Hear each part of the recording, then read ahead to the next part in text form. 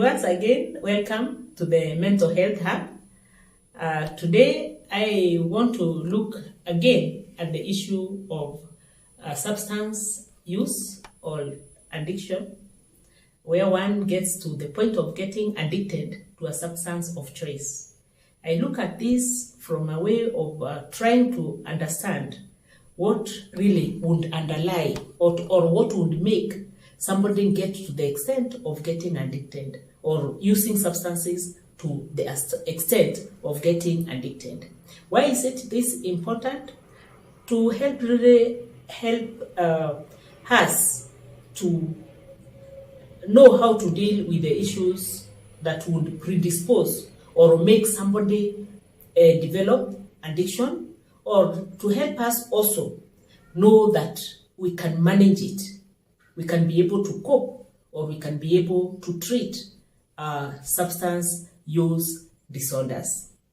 In today's episode, I want us to look at the traumas or the experiences that people go through, especially at childhood level, at the childhood stage of development. Research has shown that the traumas or the challenges, the experiences, especially of neglect, that a child goes through at the developmental stage. This one I'm looking at maybe 0 to 7 years, 0 to 7 years. A child that goes through a challenging formative stage develops tendencies that may make them get addicted if they try use or they initiate use of a substance, a psychoactive substance, a substance that affects the way the mind, the person thinks, or affects the body. Either be it a substance that is illicit or allowed by the society, or one that is illicit. Be it drugs that are sold over the counter, like drugs for treatment, or even substances like alcohol or cigarette or heroin. So I want to look at it this way. Take, for example, a child who has grown in a family that there was challenges in relationship, maybe violence. This child, at that point, they are very delicate. They are so dependent on these handouts in this family because they are children anyway. And when this violence is happening, they are helpless. The child is helpless, but it is affecting them. It makes them feel at times ashamed. They repress pain, or they push pain in the unconscious mind. They push shame. They feel ashamed of what is happening in their family. They have hunger. They feel they hate the person who is perpetuating the violence, or they hate, oftentimes, looking at the father-mother relationship. If it is the father who is violent, they will hate the man and they will live with hate. This child experiences pain at their childhood stage of development. So, at maybe adolescence, if this child comes across a substance or somebody who is using, let's say, cigarette, and they are able to they access that cigarette and they use it, and it helps them deal with the anxiety that they experience because of the shame, because of the pain, because of the hunger that they repressed. Then this child and the experience of that experiment with the substance makes them feel better, makes them kind of experience a good feeling because they are struggling with something else intrapsychically, inside their psyche, inside their mind. They have a struggle. And then because of this substance that they have taken, they start feeling better. So it will become an habit. They will want to take that substance again so they can feel good. They will want to engage again. So they become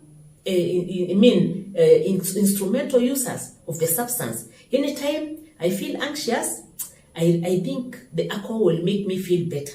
So it's a kind of, they start taking the substance to make them feel better. It becomes an habit. And over time, they become dependent on that substance. So this person started taking the substance or progressed into addiction because the substance was kind of helping them to treat the pain, the shame that they experienced at childhood. Take this child again who becomes rebellious because of the hunger that they experienced at childhood. The child finds out that their esteem is improved. They feel better. They feel more able to respond to things, even to act, even to do things, or to live a normal day when they take the substance of choice. All being because of the pains or the neglect or the violence that they experience. It becomes even worse for sexual abuse or even physical abuse. This person lives with trauma, and if that trauma or that pain can be medicated, can be treated, they can feel better when they use the substance.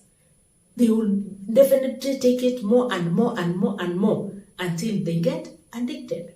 That's why the stability of the family is very, very important, or the stability of the child, where the environment the child is growing in at the formative stage is very, very important, so that we don't shout at our children, belittling them, defining, giving them bad names. You are useless, you will not amount to anything, you cannot be anything in life, I hate you, I even regret why I gave birth to you, you are not my child. You know, all those derogative things that a child may go through. These things will affect this child later in life. And if they try substance abuse or substance use, and they find that it is helping them cope with the pain, with the shame, with the hunger, with the bitterness that they experienced at that time. Remember, it was repressed. It was put in the unconscious mind. Somehow it pops later in life, and it becomes a bad thing for them. And it can actually make children become addicted. You'll find many people in rehabilitation centers, many people who are struggling with substance abuse. Oftentimes, you will find it is out of the experiences of childhood when they were growing up. The traumas, the neglect, the shame, the pain, the hunger that they experience. So the environment of growing up children is very, very important. That's why it is good to establish that even in the resident areas where the families are living, to reduce violence, to stop violence, children witnessing violence, children being violated, children being part of negotiations or fights at the family level, where a child has to tell you, please stop, don't beat mommy again, or please stop, daddy, don't beat daddy again, or they are seeing the way you are treating their father in the home. All these things contribute to substance use later in life. Not only substance use, but even other mental disorders. And it is important to know that it can really put a generation in trouble. It puts a community in a lot of challenges. That's why it's important to address this matter, so that we can make the environment that we live in conducive for proper upbringing of children, so that we can have children who are not using substances because of their childhood experiences. As explained by the psychoanalytic theory of addiction. So it is important that we be on the lookout as handles. We have really the ability to ensure that we have our children grow in the right places. That's why even education, even in the school community, violence is not part of school. It is important to stop bullying at school level. It is important to stop in unfair criticism of a child, maybe because of the way they look, because of what the resources that they have.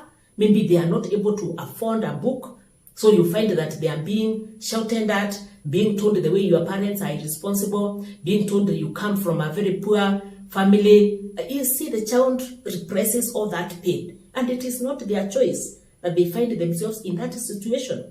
The poverty levels are on the increase, and this could be one of the reasons that we are finding many children actually medicating the pain that they go through because of the mega resources that they are faced with, the challenges at the family level, the challenges at the school level when they are children. So at the end of the day, you find many of them, by the time they are getting to adolescence, young adulthood, they are already resorting to substance use to medicate all these underlying issues caused by situations that they had no control of.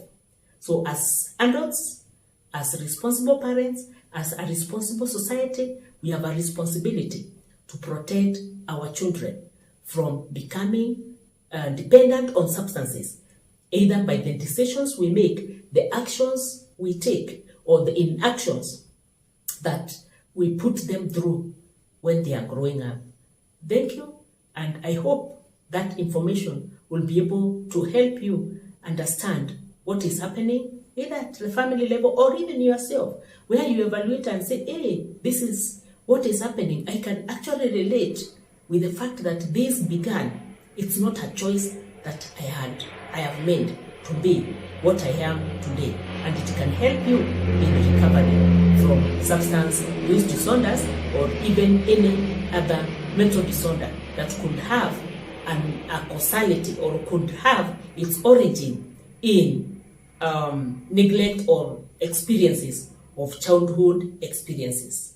Thank you, and I look forward to having you in the next episode.